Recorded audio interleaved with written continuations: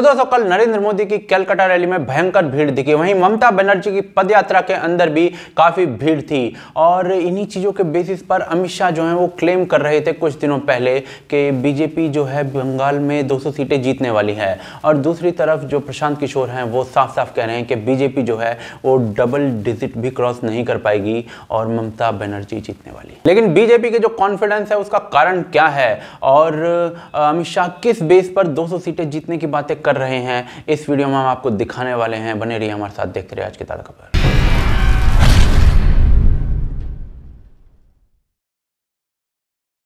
तो दोस्तों 2019 में बंगाल के अंदर उपचुनाव यानी कि बाय इलेक्शंस होते हैं। इनका क्या रिजल्ट रहता है? तो जी 3 सीटों पर ये बाय इलेक्शंस होते हैं और तीनों के तीनों सीटें जो होती है वो टीएमसी ममता बनर्जी की पार्टी जो होती है वो कंफर्टेबली जीत जाती है। लेकिन इन चुनाव से कुछ महीने पहले यानी कि 2019 के जो जनरल इलेक्शंस हुए थे उनमें 18 सीटें जो हैं वो बीजेपी जीतती है और 22 सीटें 22 सीटें जो होती है वो टीएमसी जीतती है। यानी कि एक ही साल के अंदर बंगाली वोटर ने पहले बीजेपी को वोट दिया, फिर उपचुनावों के अंदर टीएमसी को वोट दे दिया। क्या हम इससे ये कंक्लूजन निकाल सकते हैं कि जो 2021 के जो बंगाल के चुनाव होने वाले हैं उसमें बंगाली वोटर जो है वो टीएमसी यानी ममता बनर्जी को ही वोट देने वाला है इस प्रीवियस कंक्लूजन के बेसिस पर? तो जी ऐसा बिल्कुल नहीं है, क्योंकि ममता बनर्जी ने रिसेंटली 2020 में कुछ ऐसे काम किए हैं जिससे पता चलता है कि वो बौखलाई हुई है। 14 सितंबर 2020 हिंदू पुजारियों को 1000 रुपए प्रति माह देने का ऐलान। 24 सितंबर 2020 प्रत्येक दुर्गा पूजा कमेटी को 50,000 रुपए देने का ऐलान।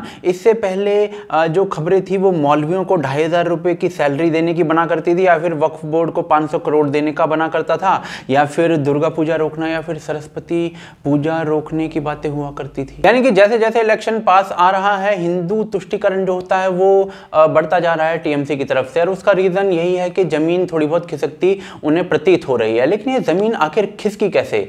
तो उसका रीजन है सिंडिकेट राज। और ये सिंडिकेट राज क्या होता है तो उसको अगर जानना है तो उसको जानने से पहले हमें जानना पड़ेगा कि लेफ्ट वाले जो थे वो बंगाल के अंदर कैसे रूल करते थे। तो दोस्तों जब लेफ्ट का राज था 2011 से पहले बंगाल के अंदर, तो उनका एक ऑर्गेनाइजेशनल स्ट्रक्चर था और ये ऑर्गेनाइजेशनल स्ट्रक्चर जो था लोकल लीडर्स का लोकल लेवल पर वो बंगाल के लोगों को या फिर बंगाल को एक प्रकार से कंट्रोल में रखने के काम आता था। लेकिन इन लोगों को ना हिदायत थी कि आपको किसी भी प्रकार से बिजनेस ट्रांजैक्शंस में नहीं घुसना है। लेकिन फिर भी कुछ छोटे लेवल पर जो सिंडिकेट था इन लोगों के द्वारा वो चलाया जाता था। लेकिन टीएमसी के आने के बाद देखिए क्या हुआ। टीएमसी जो है वो नंदीग्राम जैसे आंदोलनों के रथ पर बैठकर सत्ता पर तो आ गई थी, लेकिन उसका जो ऑर्गेनाइजेशनल स्ट्रक्चर था वो उतना मजबूत नहीं था। कहीं पर स्ट्रांग था और कहीं पर बिल्कुल जीरो था। जैसे ही वो सत्ता में आती है 2011 में, वैसे ही लेफ्ट के बहुत से कार्यकर्ता ग्राम लेवल से और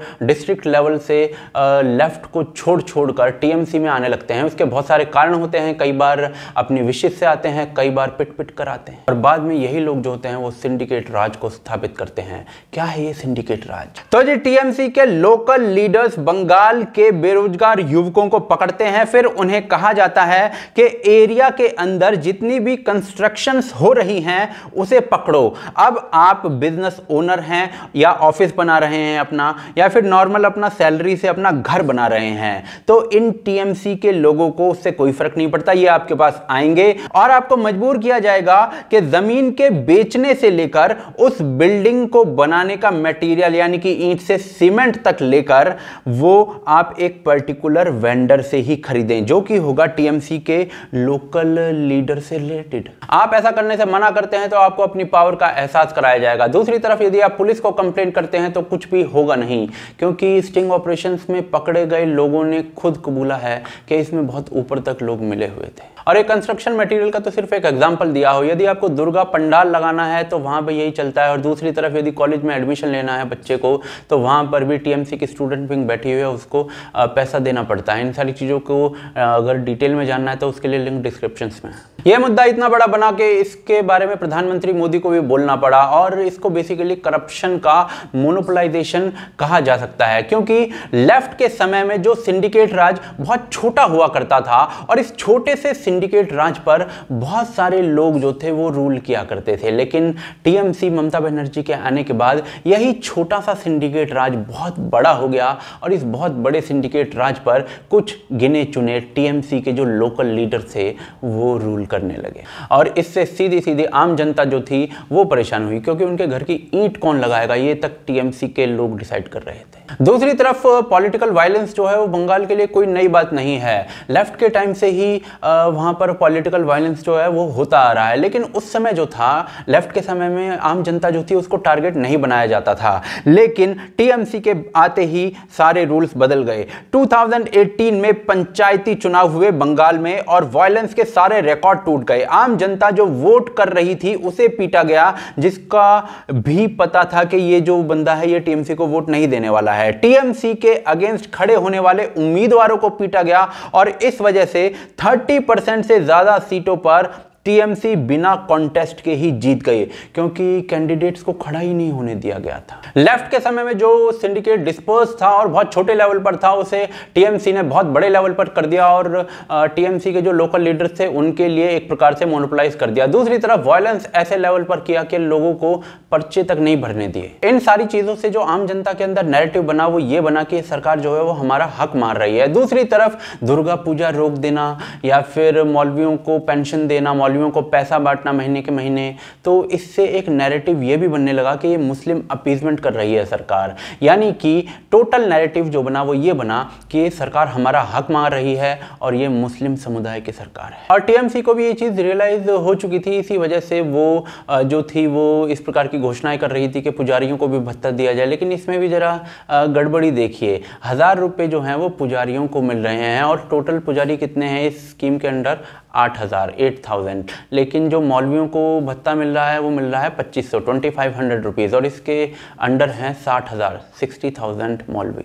लेकिन चलिए जो भी नैरेटिव बना वो अभी आपके सामने है। और दूसरी तरफ बीजेपी को इस पूरे नैरेटिव का फायदा मिला, क्योंकि 2018 में जो पंचायती इलेक्शंस के अंदर वायलेंस हुआ था उसके बाद डायरेक्टली इसका फायदा बीजेपी को मिला, क्योंकि 2019 के जो जनरल इलेक्शन थे उसमें बीजेपी ने 18 सीटें जीती और 2018 का जो वायलेंस हुआ था पंचायती इलेक्शंस में उसके बाद जो लेफ्ट के लोकल लीडर थे ग्राम स्तर और जिला स्तर पर, उन्होंने काफी बड़े लेवल पर पेनिट्रेट कर लिया बीजेपी के अंदर, क्योंकि इन्हें लग नहीं रहा था कि उनकी जो पार्टी है लेफ्ट उसके अंदर ज्यादा दम बचा है और वो उन्हें मरने, वायलेंस या पिटने से बचा सकती है। और यही वजह है कि बीजेपी 18 सीटें जीतती है लोकसभा इलेक्शंस में बंगाल के अंदर। यही वजह है कि अमित शाह जो है वो 200 सीटें जीतने का क्लेम कर रहे हैं बंगाल इलेक्शंस के अंदर। और यही वजह है कि प्राइम मिनिस्टर मोदी की जो बॉडी लैंग्वेज है उसके अंदर कॉन्फिडेंस है।